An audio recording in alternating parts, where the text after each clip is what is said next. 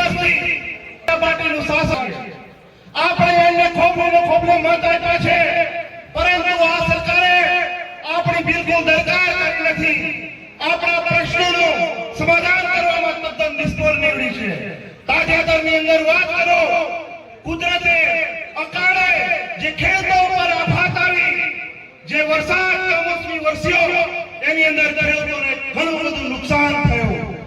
મોંઘા બિયારણ આવ્યા હતા, મોંઘા ખેતરમાં જંતુનાશક દવાઓ નાખી, એમને ખાતરો નાખ્યા, એમને લંગી ખેડતી વખતે જે ખર્ચ થયો, જે ખર્ચ થયો, એની સામે સરકારે, આ ભારતીય જનતા પાર્ટીની સરકારે આપણા ખેડૂતો સાથે, આપણા ગુજરાતના ખેડૂતો સાથે મજાક કરી છે. ભાઈ સો જાણો છો, 10,000 કરોડ રૂપિયાનું પેકેજ આપ્યું છે આપણા ખેડૂતોને.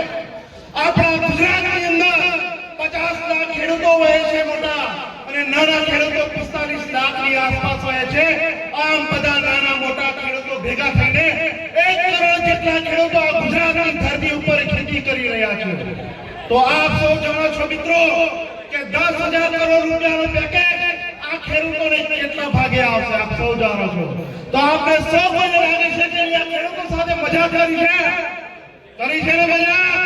તો આવનારી તાલુકા પંચાયતની અંદર આ લોકોને, જિલ્લા પંચાયતની અંદર, વિધાનસભાની અંદર આપણે આનો જવાબ આપણે આપવાનો છે.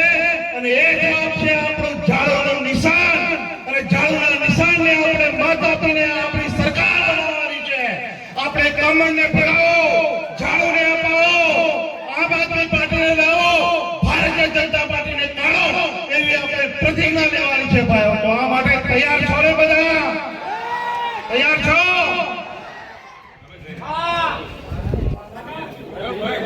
મિત્રો, ઘણા બધા પ્રશ્નો હોય છે આપણા ગુજરાતની અંદર. શિક્ષણના પ્રશ્નો તમે જુઓ, આરોગ્યના પ્રશ્નો તમે જુઓ, વહીવટીનો પ્રશ્ન જુઓ, કાયદા કાનૂન જુઓ, દરેક જગ્યાએ આ ભારતીય જનતા પાર્ટીની સરકાર નિષ્ફળ